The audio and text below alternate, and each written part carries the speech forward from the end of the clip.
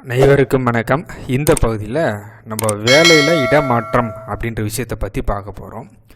நம்ம பயன்படுத்தக்கூடிய உண்மையான கேபி ஜோகத்தின் அடிப்படையில் வேலை அப்படின்றது 6ஆம் பாவ உபநட்சத்திரம் நின்ற நட்சத்திரம் 2, 6, 11 வீடுகளை குறிக்காட்டும் போது அவங்களுக்கு வேலை கிடைக்கும் அப்படின்ற விஷயத்தை நம்ம பேசியிருந்தோம்.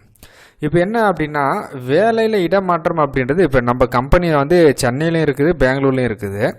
இப்போ ப்ரெசன்ட் டைப்பில் சென்னையில் வேலை செஞ்சுன்னு இருக்கேன். இதே கம்பெனியோட பிரான்ச்சு பெங்களூரில் இருக்குது. அந்த இடத்துக்கு நான் ஷிஃப்ட் ஆகி போக முடியுமா, எனக்கு வேலையில் ஒரு டிரான்ஸ்ஃபர் இடமாற்றம் கிடைக்குமா அப்படின்ற போது இதை நம்ம 2 வகையில் நம்ம பார்க்கலாம். மெஜாரிட்டியாக நான் பார்க்கக்கூடிய ஒரு விஷயம் என்ன அப்படின்னா, பிரசன்ன ஆருடத்தின் அடிப்படையில் லக்னத்துடைய உபநட்சத்திரம் நின்ற நட்சத்திரம் 3, 9, 11 3ஆவது வீடு 9ஆவது வீடு அப்படின்றது இடமாற்றம் சார்ந்த ஒரு விஷயத்தை சொல்லும். 11ஆவது வீடு நம்முடைய எதிர்பார்ப்புகளை நிறைவேற்றக்கூடியதை சொல்லும்.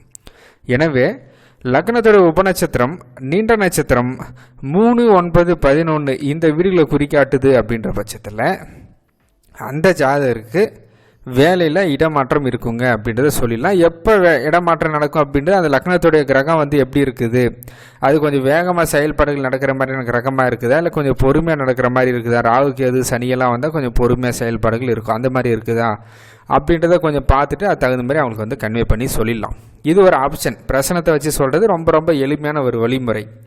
பிறப்பு ஜாதத்தை வச்சு சொல்லக்கூடிய ஒரு வழிமுறை என்ன அப்படின்னா, பிறப்பு ஜாதத்தில் முதல்ல வேலை சார்ந்த விஷயத்தில் அந்த 6ஆம் பாவ உபநட்சத்திர சராராசியில் விழுந்திருக்குன்ற போது அவங்க வெளியூரில் வேலை செய்ய முடியும். இது ஒரு முதல் ஆப்ஷன். தசாபுக்தியை கொஞ்சம் லிங்க் பண்ணி பார்க்கணும். தசாநாதனுடைய தொடர்புகள் நமக்கு 3, 9, 11 இந்த வீடுடைய தொடர்புகள் இருந்தால் வெளியூரில் தான் வேலை செய்ய முடியும். இப்போ நம்மக்கிட்ட ஒருத்தர் வேலையில் ஒரு இடமாற்றம் கிடைக்குமான்னு கேட்குறாங்க. அந்த ப்ரெசன்ட் டைம்பில் இருக்கக்கூடிய அந்த புக்திநாதன் 3, 9, 11 வீட்டில் குறிக்காட்டுது. புத்திநாதன் என்ற நட்சத்திரம் 3, 9, 11 வீட்டில் குறிக்காட்டுது.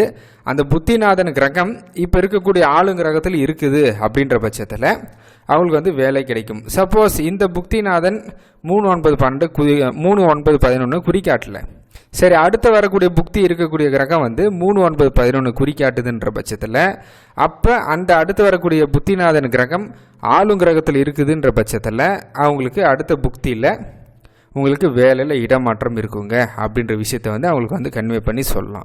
2 ஆப்ஷன். பிறப்பு ஜாதத்தை பயன்படுத்தும் போது நம்ம ஆளுங்கிரகத்தை லிங்க் பண்ணி பார்க்கணும். இல்லை பிறப்பு ஜாதத்தை ஓரம் ஒதுக்கி வச்சுட்டு ஸ்ட்ரைட்டாக 1லேருந்து 249 ஒரு நம்பரை எடுத்து லக்னத்துடைய உபநட்சத்திரம் நின்ற நட்சத்திரம் 3, 9, 11 குறிக்காட்டுதா அப்படின்றத நம்ம பார்த்து அவங்களுக்கு கன்வே பண்ணி சொல்லிடலாம். நன்றி, வணக்கம்.